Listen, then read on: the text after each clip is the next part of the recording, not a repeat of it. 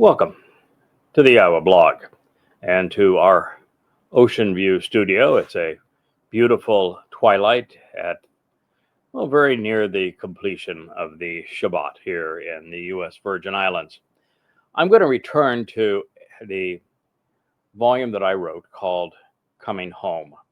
This will be volume 1 of that series, A Voice. There are 3 published volumes currently, and will be a 4th before too very long. The last time that we covered this material for volume 1, and it was over the first 2 of Dode's Mizmowr, or Psalms. We made it through the end of the second Mizmowr, but I checked the date of that program, and it wasn't even this year.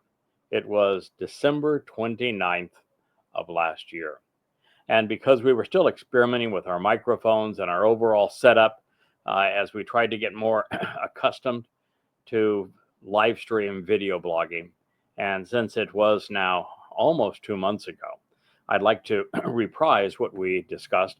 And I'm going to share with you again, in a summary form, the first 2 Mizmowr Psalms that Dode wrote.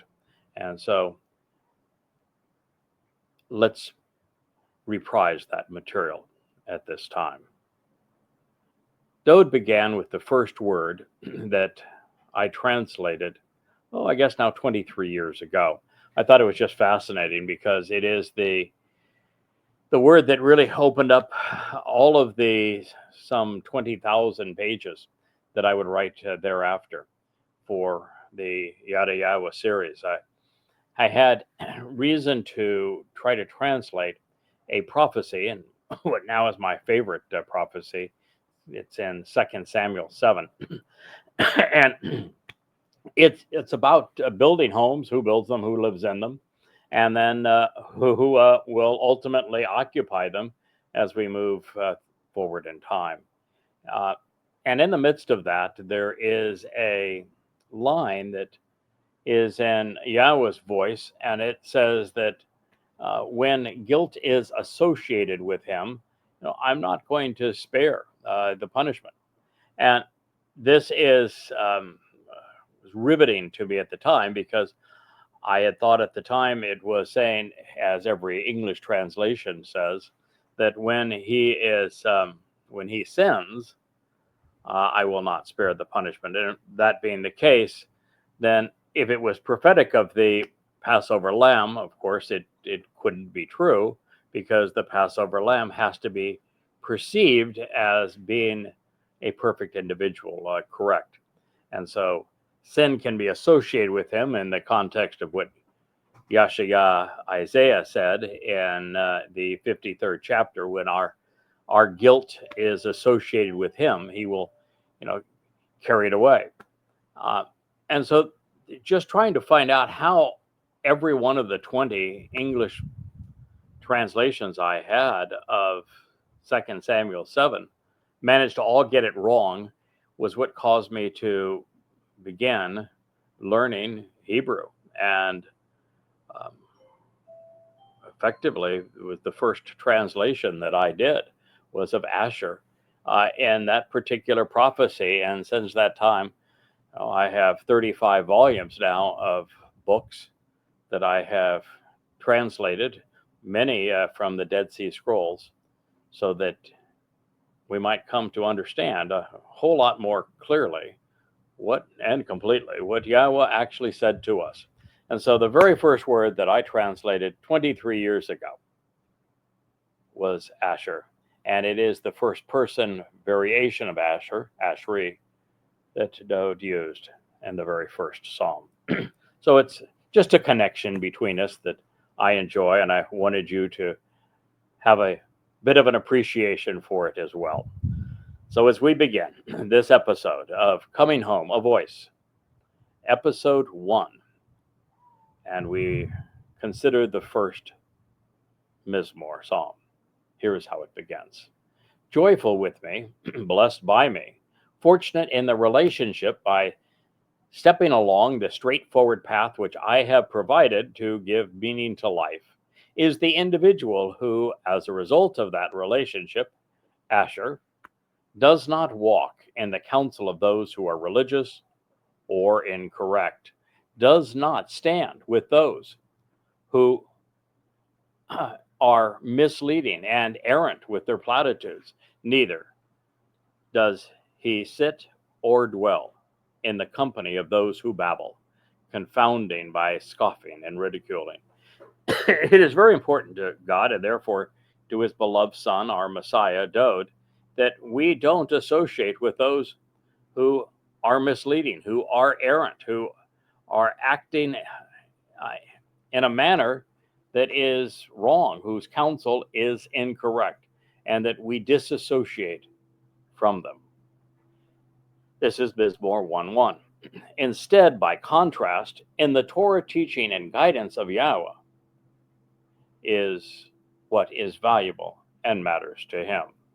At the time that Dode would have written this, around 960, probably 998 BCE, just shy of 1000 BCE, he would have had very little of Yahweh's testimony to work with. The Torah, of course, would have been written. He would have had access to the book of Yahusha, written by Moshe's successor, Yosha ben Nun. And it is possible that he would have had some of Kings or Shamuel having been written, but I doubt it. So maybe Shaphat Judges could have been written by that time, but that's all he would have had. There would have been no prophets other than, of course, Moshe to study. And so he was, as a prophet himself, Dode, schooled on the Torah. He continues, and in his Torah, directions and instructions, he meditates, giving serious thoughts and consideration to the information so as to speak decisively day and night. So from Dode's point of view, the Torah was more than an instruction book. It was a guidebook on how to teach those who would listen. So his mentality of the Torah: learn first, share second. Then he is like a tree planted near an idyllic stream of flowing water, such that as a result of this beneficial relationship, he produces and bestows fruit in his appointed time. This is more than just a horticultural metaphor, that if you study the Torah and then you teach from the Torah, share what you've learned from the Torah, that you're a tree planted near an idyllic stream of flowing water. You see, what this is prophetic of what is written in the second of the last prophets. In fact, it helps us explain and understand what Zechariah was speaking about when Zechariah told us that there would be two olive trees and that they would sit beside idyllic streams of flowing water, and that at the appointed time that they would come forth to teach Torah to God's people. These two individuals are the two last witnesses, Yada and Elia. And so this is specific of their role in the last days. And that is one of the reasons that we count Dode as among the most important of the prophets. And it says, then his uplifting branch will never wither, and he will never lack for understanding. Again, prophetic. Well, Dode is the ultimate branch. When Yahweh refers to a branch of the tree of lives, for example, there is a choder, if you will, a secondary branch, a stem off the main branch that is presented in the 11th chapter of Yahshua. His individual is so important to Yahweh's overall mission of reintroducing his name to his people, reacquainting them with the author of this Mizmowr, Dode, the Messiah and Son of God, that he is given the seven spirits of Yahweh, the only person in human history to receive the seven spirits of Yahweh, so that he can be an effective communicator of Yahweh's Torah guidance to his people in the last days, so that they might return and come home.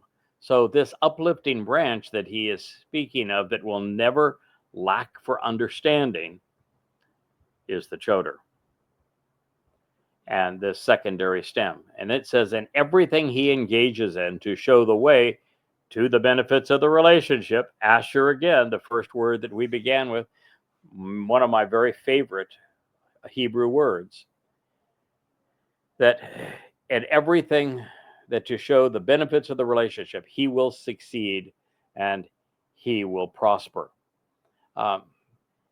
This is just like the previous line, where it says that he will bestow fruit, peri. It is a derivative of para. Well, Yada is the Adamah para. He is the man of the earth, and in the case of being the man from Edom, he's the bloody red man of the earth, who is fruitful and productive. And you might say, if you're a new listener to the YAHOWAH blog, that, talking about what this tree represents in terms of one of the last two witnesses, speaking of the relationship with the stream of flowing water, which is also significant, and that Yada, as the one of the last two witnesses, will lay down his life as the Adamah Parah for the benefit of Yisrael. And when that happens, Yahweh is going to release torrents of flowing water from underneath the Temple Mount, which is where the sacrifice will take place, to cleanse his people and prepare them for his return 10 days later. And so this reference is to that as well. And, you might wonder how it is that Dode in his first Mizmowr would talk so vociferously with these kinds of clues about events that would play out 3,000 years later. And the answer for that is that if it were not for what Yahweh was doing with this secondary branch, with this tree that is rooted near these idyllic flowing streams of water, such that on the behalf of the relationship, he can be fruitful, peri, at the appointed time, is that without that role, it's all for naught. Dode's sacrifice as the Pesach El, as the Passover lamb, as the most important of the Zeroah, of the sacrificial lamb, is for naught. No one knows it. No one would be there at his return, because no one would know that it was Dode who is returning.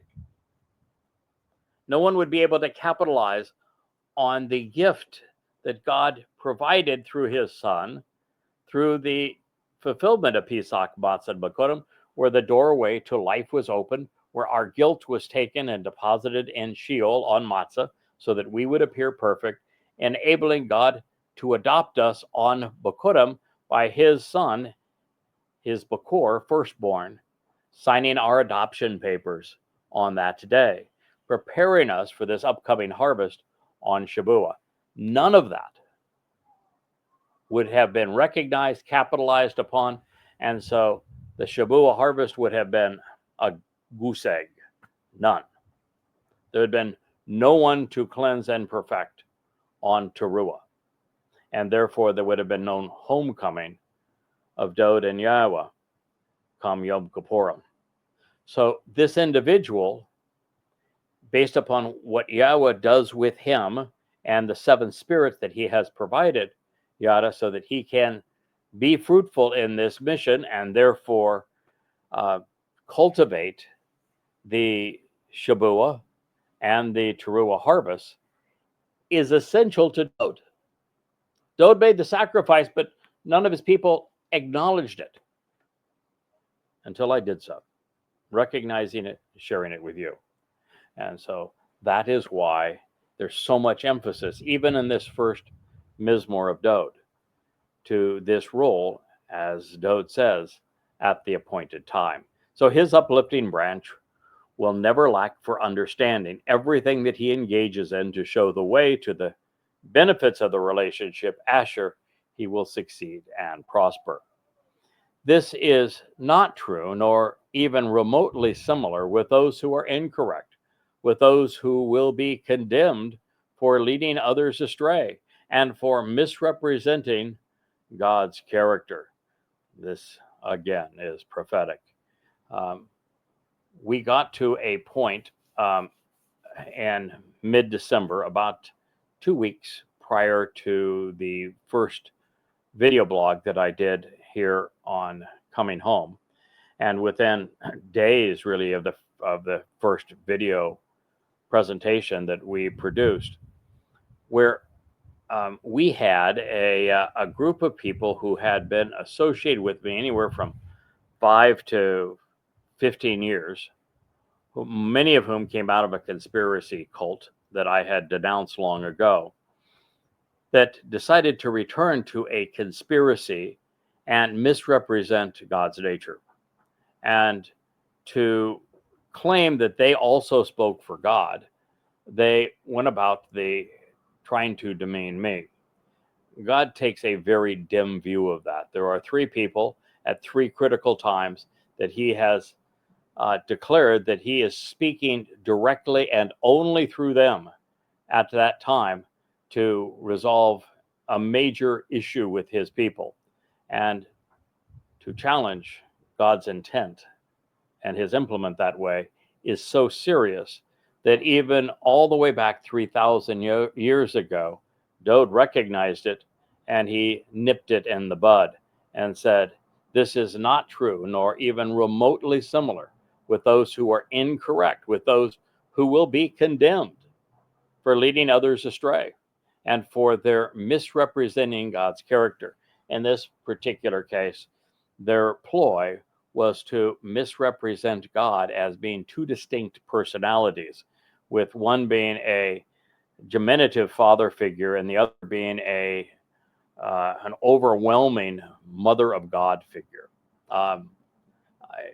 Sure, it's insane, but nonetheless, that has been their approach. They even changed Yahweh's name to accommodate their mythology. God then inspired Dode to go on and say of these individuals who rather will be like the chaff that is driven away and refuted. Mizmowr 1:4.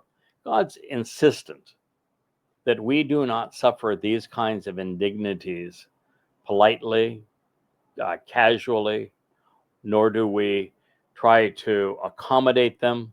God wants us to be exceedingly aggressive at denouncing these things. So he's saying, and this is funny, that they will be driven away and refuted by the Ruach. And the reason that's so funny is that their whole scheme was to turn the Ruach into Mother God. The very Ruach that they have turned into a godly figure is the one who is going to drive them away like chaff. Therefore, based upon this reasoning, those who are incorrect, misled, and misleading will not stand upright during the judgment, nor those who are wrong in the enduring community of witnesses of those who are upright, correct, and vindicated. And the reason that this is important is that if you're going to be part of this Towrah and the Shabat harvest that precedes it, if you want to be part of God's family going forward, one of the things that is essential in all of that is that you're going to need to be consistent. You're going to need to be steadfast and reliable and engaged all the way to the end. And if you're not engaged all the way to the end, you're really not counted among those that Yahweh wants to associate with. He likes people who are loyal and who will stand with him and by him through thick and thin. And ultimately, the thing that matters most is whether or not you are Sadak. upright, correct, and vindicated. Mizmowr 1:5. Indeed, because Yahweh knows the way of those who are upright, correct, and vindicated, Sadak, but to those whose path is incorrect will perish. Mizmowr lyrics to be sung 1:6. So here is a powerful prophetic insight from Dode where the majority of the presentation actually pertains to what Yahweh will achieve and is achieving through the very programs. In fact, you are witnessing the fulfillment of the first Mizmowr. The second Mizmowr, as a recap, begins as follows. For what reason, one should ask, do noisy and confused throngs of scheming and rebellious Gentiles gather together in open defiance? The people of these nations who are transformed, while massing under an antiquated and unifying religious, political, and or conspiratorial leader, choose to plot and speak after selectively searching, muttering their musings aloud, along with their imagined grievances and personal beliefs, all in vain, deluded in their fantasies while promoting worthless myths. We've moved from the first Mizmowr to the second, and the subject remains the same. Although, to be fair, by the opening line, it is very possible that God is opening up the list of folks of whom he is disgruntled by. And of course, the noisiest throngs of confused and scheming rebellious Gentiles would be Christians and Muslims, as well as progressives. Any one of those three would fit, because each of those three at various times have been in wholesale conflict with God's message and opposed to his people. These are all anti-Semitic, either political platforms or religious institutions. So it could be that, or it could be the very group again that we're talking about, which I've referred to as the leprous Goyim Motherites, because they are in fact noisy, they are confused, they are scheming and rebellious, and of course they are Gentiles, and they are conspiratorialists. That's where they have come from. That is where we found them, and that is where they have returned. So it's people who are transformed while massing under an antiquated and unifying religious, political, or conspiratorial leader, choose to plot and speak out after selectively searching and muttering their musings with imagined grievances and personal beliefs, all in vain, deluded in their fantasies while promoting worthless myths. Again, you could take this and apply it broadly to the religions of Christianity and Islam, even to the delusions of progressive platitudes, but it is also very specific of the leprous Goyim Motherites and their rebellion and their attempts to discredit Yahweh's chosen implement. The rulers of the earth, solely on their own initiative, continually set themselves up. Those in command, claiming primacy of authority and an esteemed status, lay a foundation to conspire and rebel all together over Yahweh and over and against his anointed Messiah. Now, in this case, we have moved to broad base, and this is the thing that I've been so insistent on sharing with all who will listen. This is Mizmowr 2:2, is that the earth has been really every major religious and political institution has been opposed to acknowledging what Dode has accomplished. It wasn't until a couple of years ago when I announced it, discovered it, announced it, came to understand it, and could support it, that where I recognized that Dode David is not only the Messiah and the Son of God, whom the Christian counterfeit was conceived, making it obvious there never was a Jesus. strictly a mythical counterfeit of David. But I also was able to validate and explain how Dode figured out that it was appropriate for him to volunteer to serve as the Pesach El, the Passover lamb, and then fulfill matzah, unyeasted bread. And once I did that and began to share it, it became the most important discovery in human history. And I realized that heretofore, the reason that no one had recognized it is because the mainstream religions of the earth, particularly the so-called Abrahamic religions, had piled their trash right on top of the truth. And so they all had a false Messiah. And since the false messiahs were so repugnant to those who didn't adhere to any one of these three religions, it was assumed that there was nothing there to see but lies. And yet buried beneath those lies was the most profoundly important truth in human history. And what we find is that rather than Christianity and Islam and Judaism celebrating messiahs, all of whom were fake, what really happened here is that the actual Messiah and the Son of God, Yahweh's Messiah, David, was ignored by his people, rejected in that role. 2:3 goes on to say, let us choose of our own volition to break and pull off their bonds which trap and ensnare, and desire to cast off and overthrow, rejecting from us their twisted and interwoven threads, which bind and immobilize, which they use to twist, pervert, harness, and control.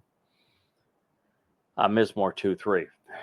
Same story, a slightly different perspective on the same story, but for a very long time, the trash of Christianity and their false Messiah, Jesus Christ, the trash of Judaism, which began with the false Messiah, Bar Kokhba, and the trash of Islam, which also began with a false Messiah and Muhammad, are so controlling, have been so pervasive amongst their constituents for so long that until one walks away from them and breaks the ties that ensnare of religion and cast them off, there is no opportunity whatsoever to come to know Yahweh, to walk through the Passover door to life, to be perfected by matzah, or to be adopted into the covenant family.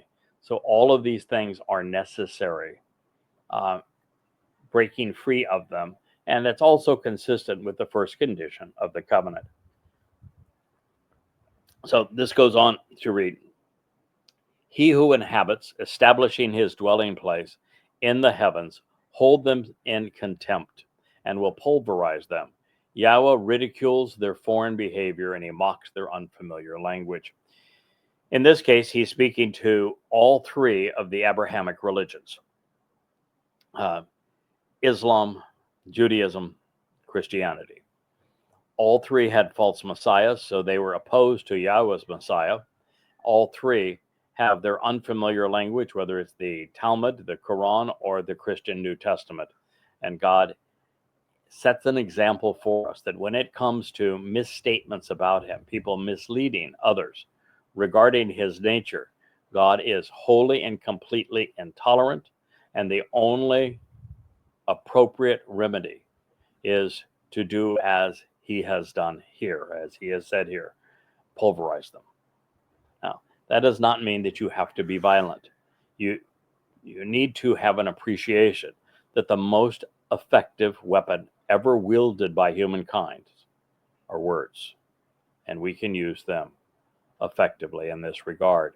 And rather than unfamiliar language, let's cite the language of the Torah and prophets to expose and condemn the unfamiliar and contradictory language of the Quran, Talmud, and New Testament. Then he will communicate, expressing himself towards them, showing his frustration and resentment and his burning indignation, and he will overwhelm and bewilder them. There is the possibility that this could be now speaking of what Yahweh is going to do when he returns. it can't be what Dode's going to do because he wouldn't speak of himself in third person.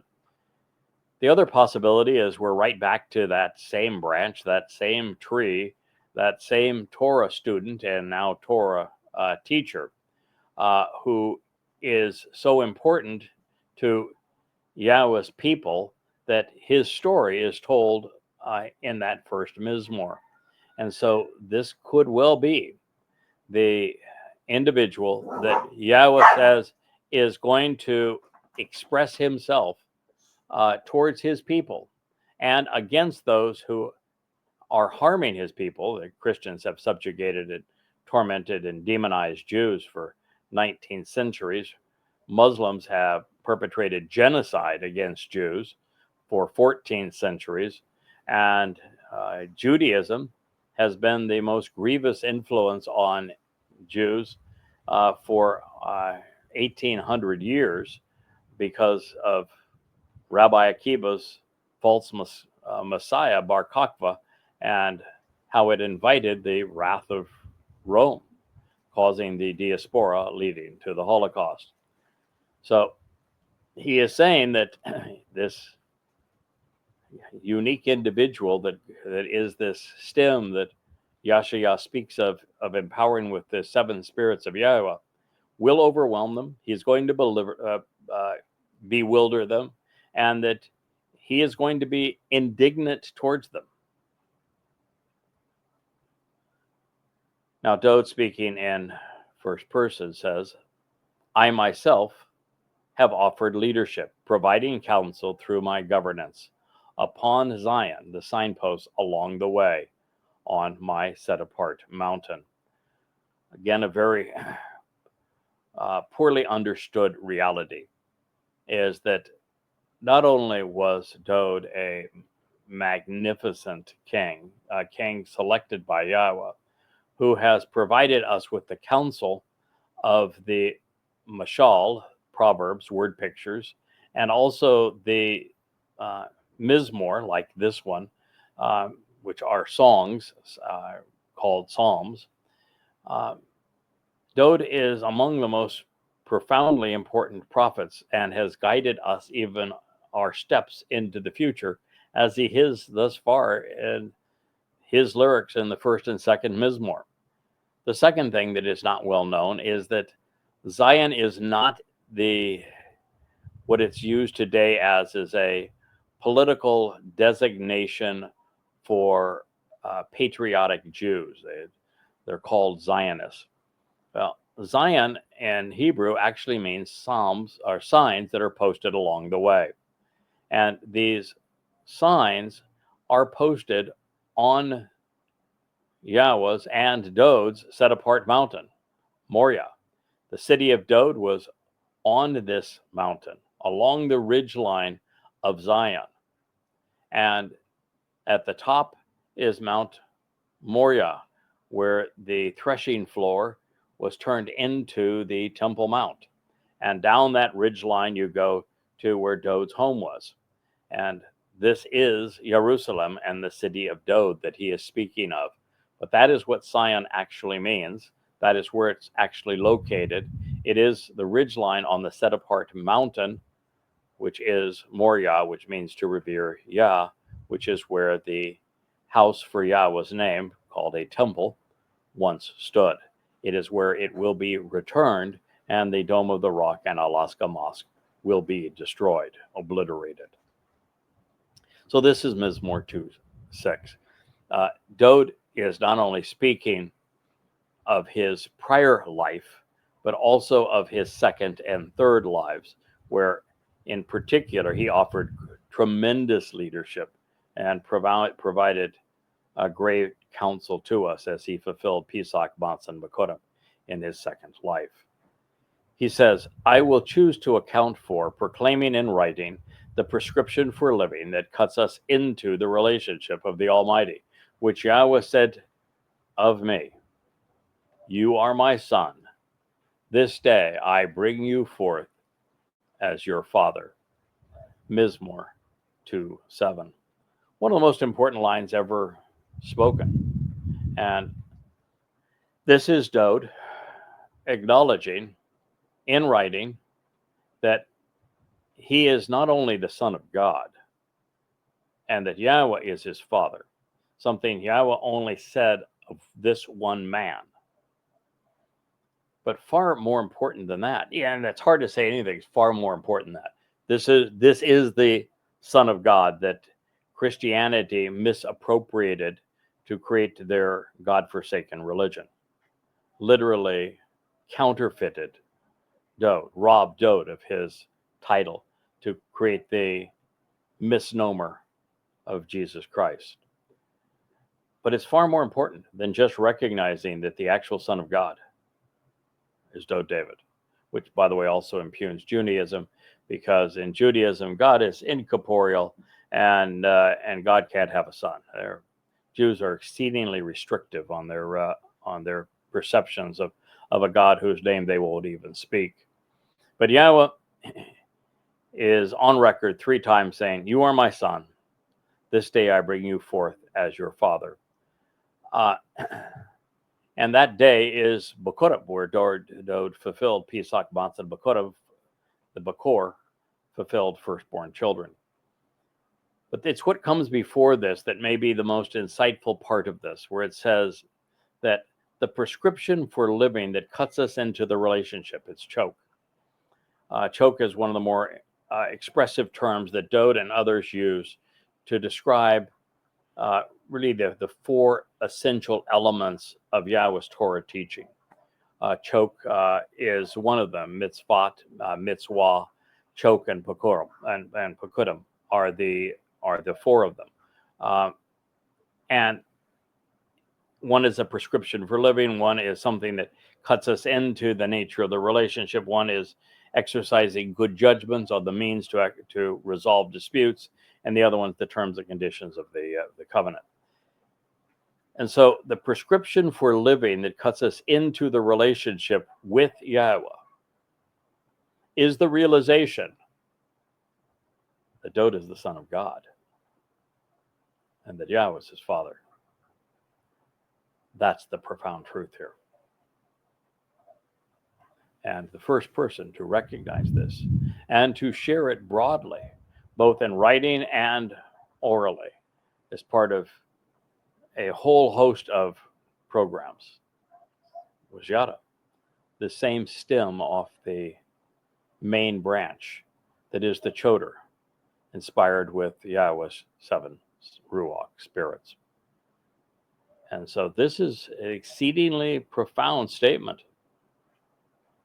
And I will choose to account for, he's saying, I'm going to proclaim in writing the prescription for living that cuts us into the relationship with the Almighty, which Yahweh said of me, "You are my son. This day I bring you forth as your father."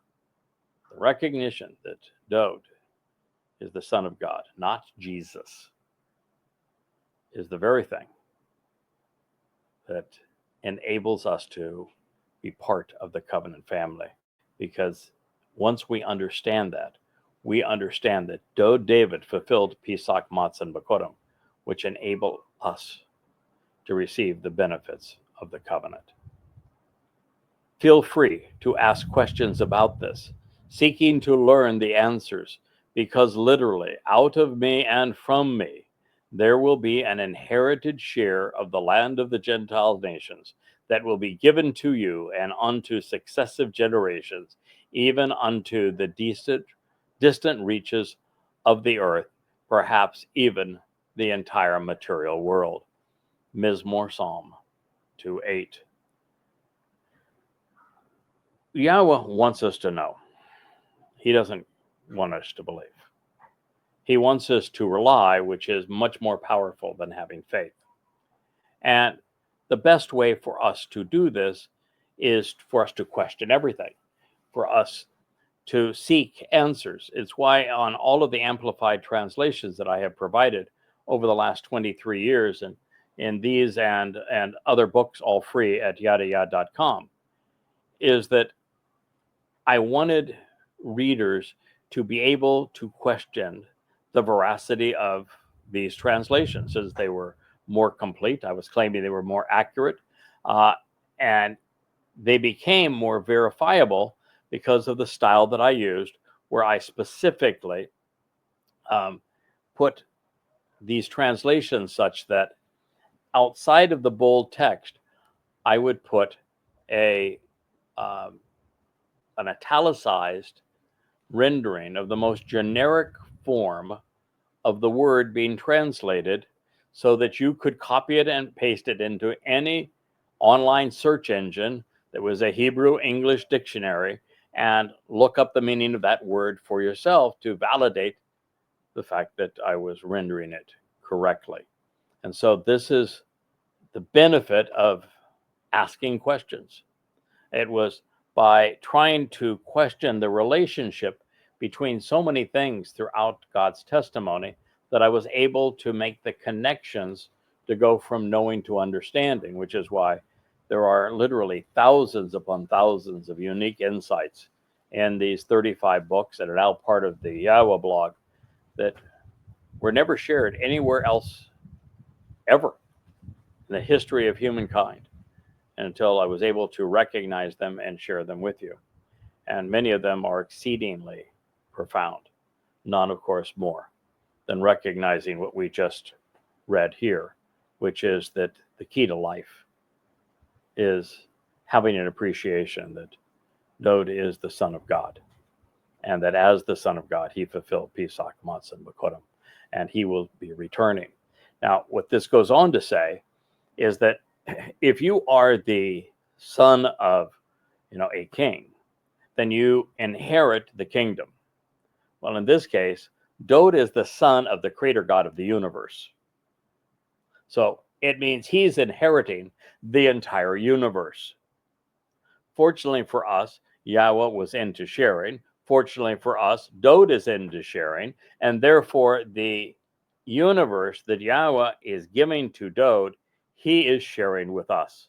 And therefore, we get to not only share in the wealth and the land of those who will not make the cut and will not be part of the Sukkah camping out with Yahweh when the earth is returned to the conditions experienced in Eden, but there's an entire material realm for us to inherit as well. And we do this by capitalizing on what Dod did on Pesach, Matzah, and Bekurim, where he enabled the benefits of the covenant, providing us with eternal life on Pesach, opening the doorway to life by taking our guilt and depositing it in Sheol on unyeasted bread, where it will never be seen again, perfecting us, causing us to be completely innocent before God, so that on the next day, Bekurim, on firstborn children, Yahweh's firstborn son could show us the way to be part of God's eternal family, where God says, I'm going to enrich and empower you. These are the benefits then of the covenant. And when we receive the benefits of the covenant, we inherit all that God has to give. It's one cohesive story, all provided symbolically through the teachings of the first and second Mizmowr, which is why I wanted to go back through them before we started on the third Mizmowr. He says then, in contrast to this, because there's always a contrast, and it's one of the things that is missed so often when people try to understand the Torah, prophets, and Psalms.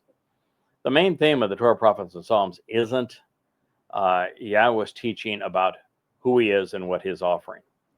The primary guidance is religion is exceedingly bad. And if you are religious, you have no chance whatsoever of forming a relationship with God.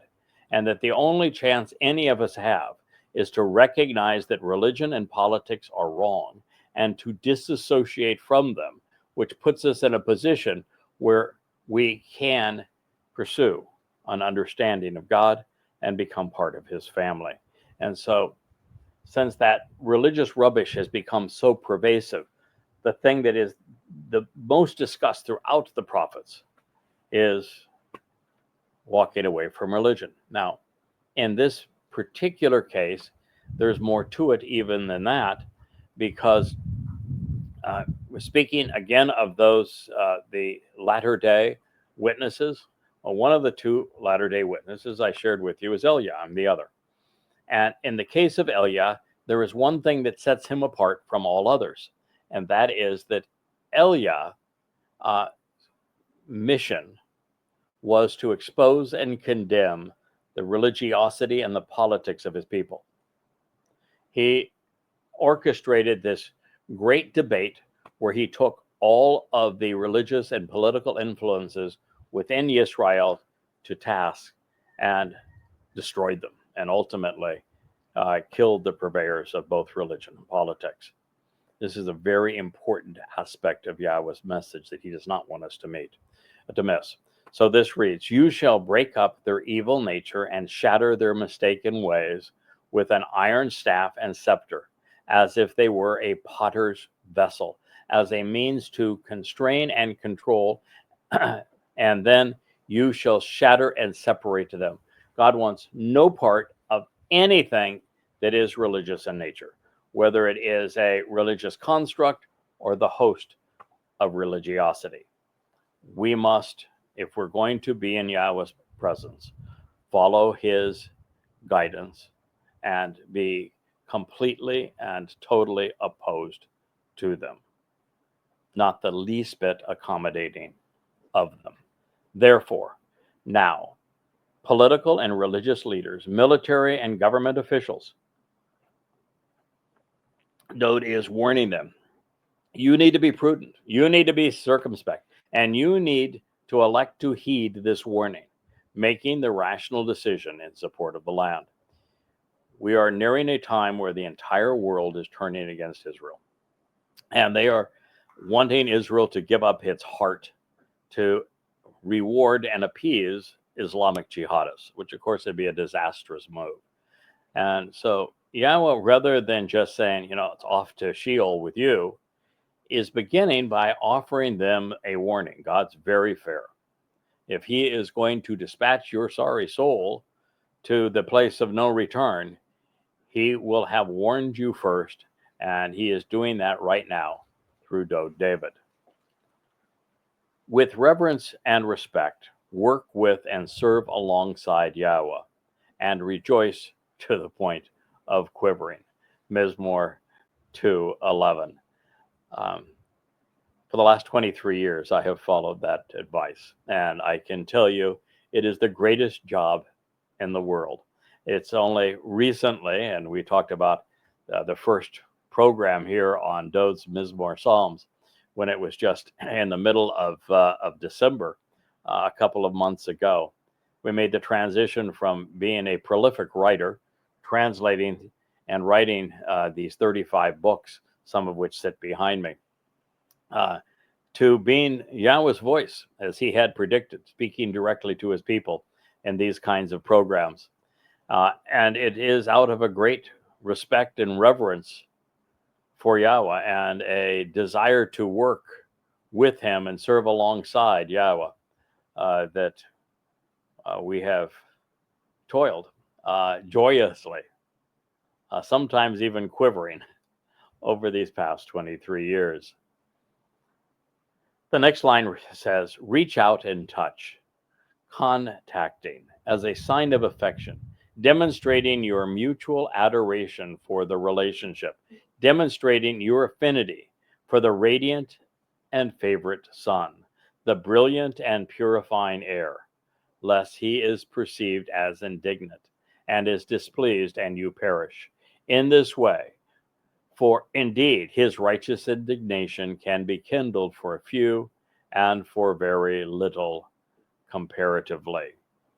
Joyful and blessed by me, Asheri again, are all who put their trust in him, which will conclude the second Mizmowr song in the 12th statement.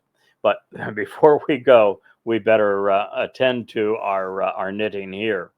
So Dode is saying something that is, I don't think I would have had any appreciation for until a couple of years ago, when I recognized and could explain how he determined that it was appropriate for him to serve as the Passover lamb and fulfill matzah en route to being the firstborn of Bakurim, firstborn children. And when you recognize that he made the sacrifice that enables us to enjoy eternal life, to be part of God's covenant family, to be enriched and empowered by the Almighty, we in fact owe it all to him. That's part of why he did it, is that he's tasked with the job of leading us as our counselor and king for all time and throughout the entire universe. It's a big job. And to know that everyone who is there will have been afforded this opportunity because of the sacrifice he made for us causes us to have such great respect and admiration for him. And it makes the job a lot easier under those circumstances. So Dowd, in fact, suffered these 2 terrible days of indignity. And then the thousands of years where his people denied that he had done this, he had greater indignity still, so that we might enjoy forevermore with Yahweh. And so out of a sign of great affection and mutual adoration for the relationship, demonstrating our affinity with the Son of God, we should recognize him as the brilliant and purifying heir, the favored son. And if you're going to be among those who would prefer to be a Christian and worship a crude counterfeit of Dowd, someone who never actually existed, but in terms of Jesus Christ, and a replacement for everything that Dowd did. If you're going to be a Muslim and denounce Dowd as well, create crazy stories of Dowd and talking ant army and all sorts of other nonsense. If you're going to be like rabbis and denounce Dowd, which they do, denying Dowd as the Son of God, denying Dowd as the Messiah, denying Dowd as the returning king and the returning Messiah, certainly denying Dowd as the one who fulfilled Pesach, Matzah, and Bakurim, that he's going to be indignant. And since he's king of forever, it isn't good to make him mad at you. And when you consider why he's mad, that the very fact that his people and these other religions created these religious lies about false messiahs to keep his people from capitalizing on what he had done is going to make him really angry. And so if you're counted among them, you have been warned. So this psalm then ends with the same word that it began, Ashri. Joyful and blessed by me are all who put their trust in him. Isn't that marvelous? So that is, my friends, the first and second Mizmowr, which now puts us in a position where we can consider the third. And we'll begin this in due time here. I don't want to keep you too long, as if we get, these programs go much beyond an hour. I understand that it's difficult to schedule the time to view them. But the next Mizmowr is the third. It affirms Dowd's prior arrival and his return as would be expected.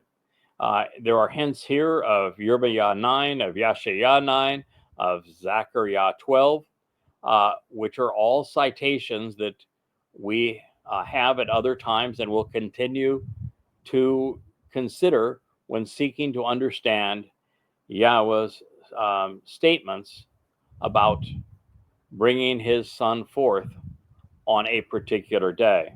And of course, that particular day that Yahweh brought his son forth is actually 3 days, because he had 3 lives. Yahweh brought Dowd forth when he was 8 years old and had him anointed and said, "This is the one that I have chosen." Yahweh brought his son forth after the fulfillment of Matzah, releasing him from Sheol to be with him as his firstborn in his second life in 33 CE, year 4000 Yah, when he fulfilled Pesach, Matzah, and Bakurim. And Yahweh will bring his son forth, consistent with Zechariah 12, where he will be accompanied by the one that we pierced, and we will weep for him as we would weep for a firstborn when he returns on Yom Kippurim in year 6000 Yah. So there are 3 occasions where this is fulfilled. Now, as we ponder the dedication of the 3rd Mizmowr, I want you to keep in mind that Dode is symbolic of the interaction of mankind with the Torah, revealing its purpose and its result. He is representative of the covenant family. In fact, even more than that, Yahowah in the 89th Mizmowr says that the covenant was conceived with Dode and through Dode.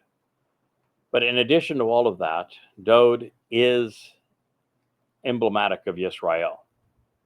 His life, both the good and the bad, are symbolic of the nation, of the descendants of Jacob. He has lived his life and he has expressed himself in ways such that we're able to understand and capitalize on all he has done, particularly his sacrifice as the Pesach El, the Passover lamb. And yet he is real, very much one of us. He's a man challenged in all of the ways that we have experienced. His family was like our family, fractured, and thus like God's family, broken.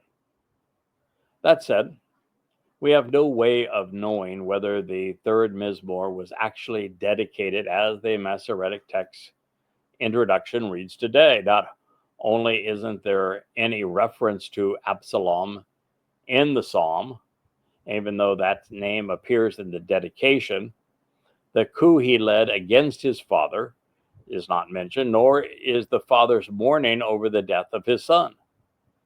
And so since this uprising occurred at the end of Dode's reign, when he was but a whisper, really, of his former vitality, its placement early in this text, in the flow of the Mizmowr, is, well, incongruous with his life and with everything else that we know. So it is likely that this dedication belongs elsewhere. But that dedication is nonetheless interesting. And there is the possibility, again, that since Dode was a prophet, that this is prophetic, where Dode was able to look forward in time and understand this coup that would be led against him. And this true is consistent with all of those that Yahowah has sought to communicate through for the benefit of his people. Moshe experienced a coup. It was led by his sister and his brother. They came and they said, "We too speak for God." God shut that one down in a hurry.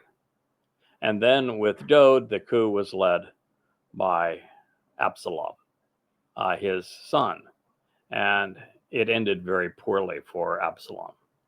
And then we find that there are so many other places where we are confronted with rebellions. I've had 2 against me. One 15 years ago with a conspiracy cult, and one less than a few months ago with many of those who came out of that conspiracy cult. So God wants his people to know that those who speak for him are challenged, and that he isn't the least bit tolerant of those who challenge his people. So there's a great deal we can learn by considering this rather deplorable incident of Absalom. And I think it's wise to present the Masoretic text to preclude and then explain the episode which led to it. And since we don't have the Dead Sea Scrolls to say, no, this is not prophetic of Absalom's rebellion later in Dode's life, I think it's better for us to take it head on, and we're going to learn all we can from Absalom.